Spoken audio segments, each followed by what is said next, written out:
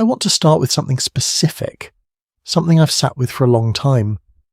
There was a moment, not a dramatic one, actually a really quiet one, when I realised the person I'd walked away from wasn't doing as well as they were performing.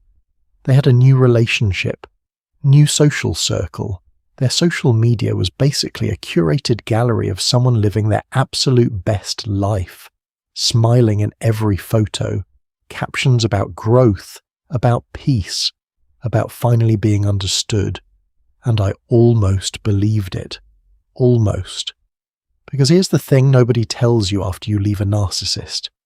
You spend so much time processing your own wreckage, the sleepless nights, the self-doubt they installed in you, the way you flinched at kindness because you'd been trained to expect it to disappear, that you forget to look at what your leaving actually did to them, not out of spite, not for revenge, but because understanding it is part of your own healing.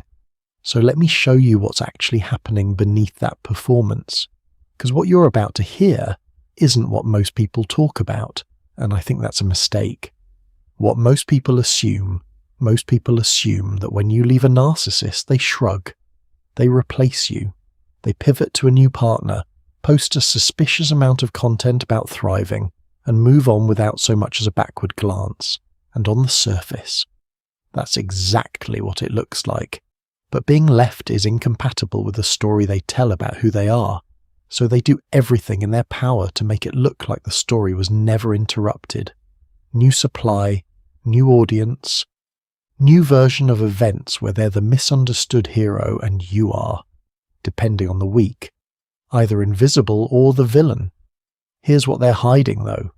The part that happens after the lights go off and the performance ends. They're breaking down. Not loudly, not in any way they'd ever let you see. But real psychological research tells us this is one of the most destabilizing things that can happen to someone with narcissistic patterns. And once you understand why, you'll stop wondering if you imagined everything. You'll just know. Sign 1.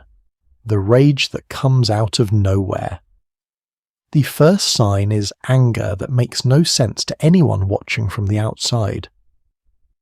The perceived rejection doesn't just hurt them, it triggers what psychologists call a narcissistic injury, a wound to the grandiose self-image they've built everything around, and the response to that injury is almost always some form of retaliation.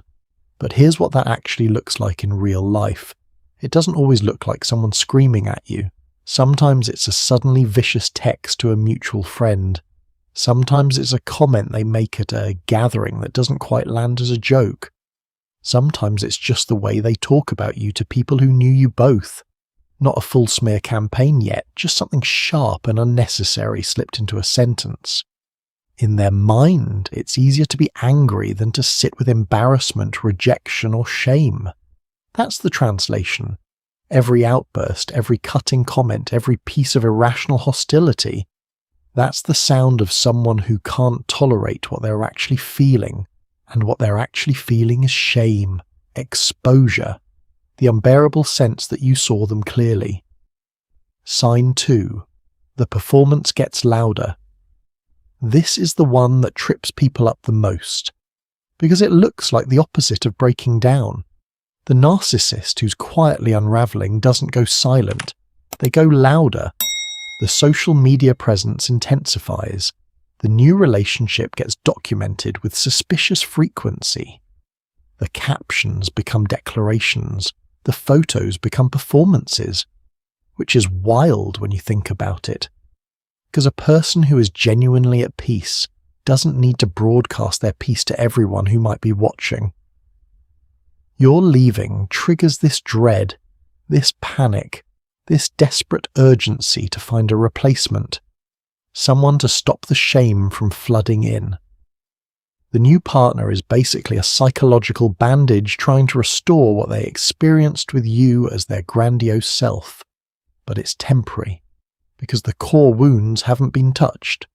When the underlying personality structure hasn't changed, the new relationship gives them a momentary illusion of happiness, but it can't fix the fragmentation underneath. So every photo they post isn't evidence they've moved on. It's evidence. They're trying to convince themselves, and honestly you, even though you're not watching, that they have. The performance is loudest when the reality underneath is most desperate. Sign 3. The smear campaign begins. You've probably already experienced this one, or you've heard about it from someone who told you what they said. A smear campaign can start after a narcissist loses control of their supply. It's designed to damage your social, familial, or professional reputation. They'll tell people you're crazy or unstable. They make sure they control the narrative before anyone else does. And I need you to really hear this. The smear campaign isn't about you. It was never about you.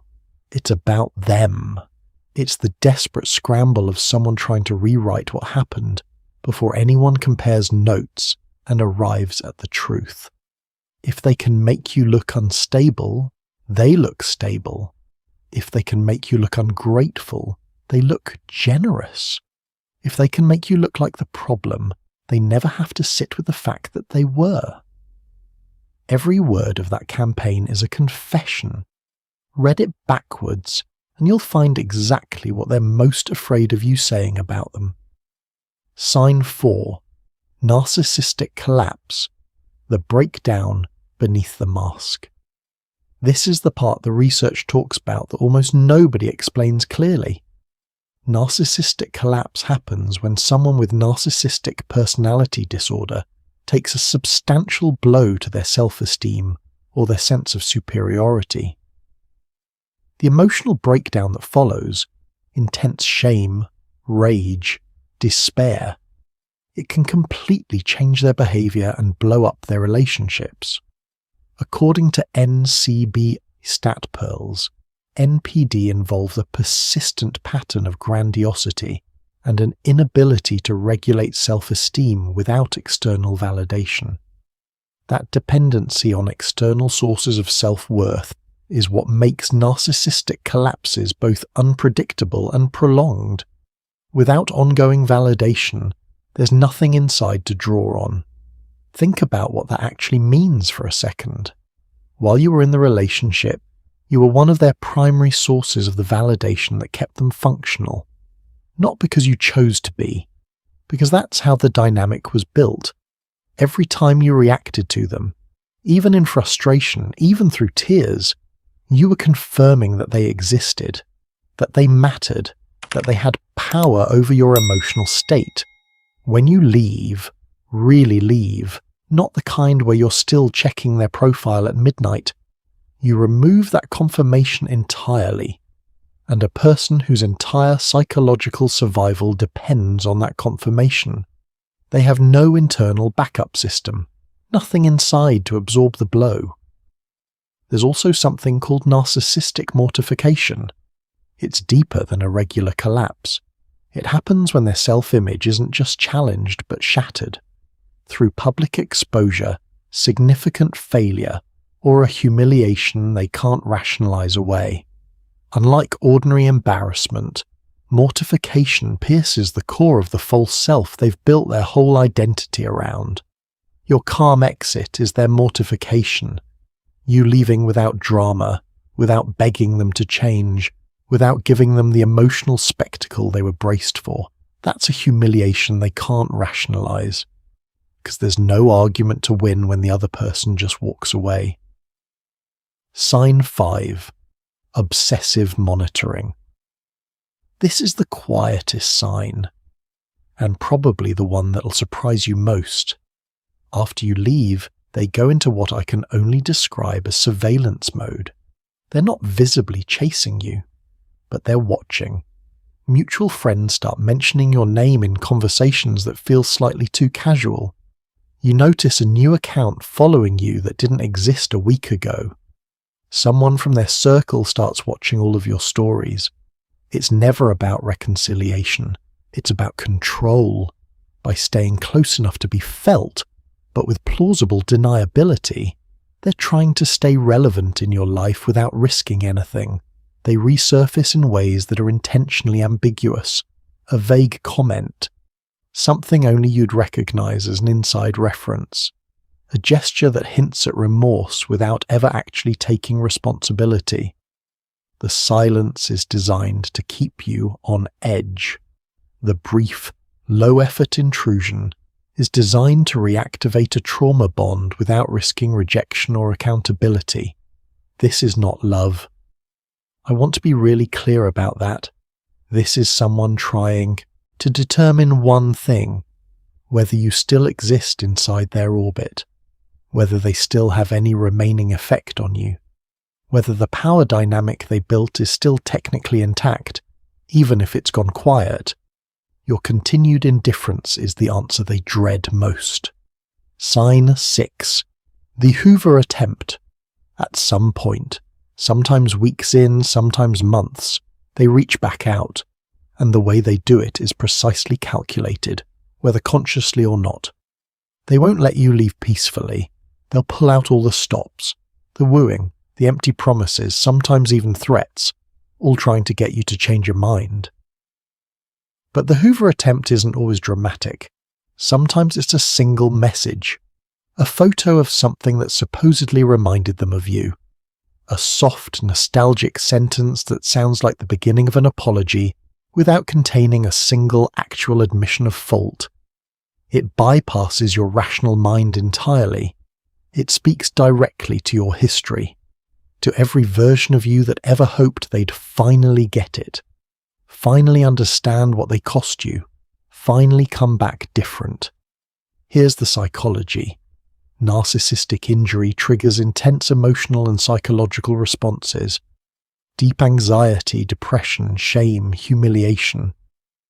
The Hoover attempt is how they try to self-medicate those feelings, not by doing any internal work, by recovering access to the person whose reaction once confirmed their significance. The message isn't about you. It was never about you. It's about them trying to quiet the noise inside their own head. Sign 7. The replacement that doesn't fix anything. And then there's the new person, the one who seems to arrive with suspicious speed. This one hurts to watch, especially in those early weeks when your own grief is still raw and their new life looks so effortless from the outside.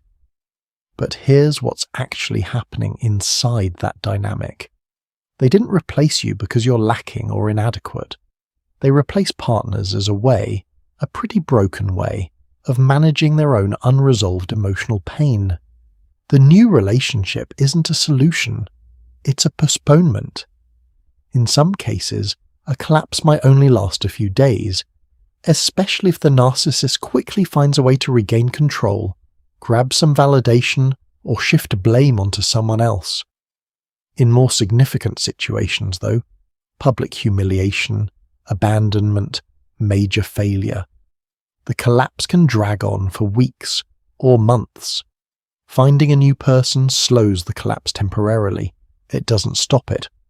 Because the collapse isn't caused by losing you specifically. It's caused by the gap between who they've told the world they are and who they actually are. And that gap follows them everywhere. Into every new relationship, every new city, every fresh start that isn't actually fresh at all. The new person is living inside the same architecture you escaped, and the cycle will repeat. What this means for you. Here's where I want to stop and be honest with you about something. None of what I've just told you is meant to give you satisfaction. I'm not saying any of this so you can feel vindicated, though you deserve to. I'm telling you this because understanding what's really happening on their side is one of the most powerful tools for your own clarity. Because here's what survivors of narcissistic relationships tend to do. They walk away carrying a story that doesn't match reality. The story goes, they were fine. I was the problem. They moved on because I wasn't enough. They're thriving because they never really needed me.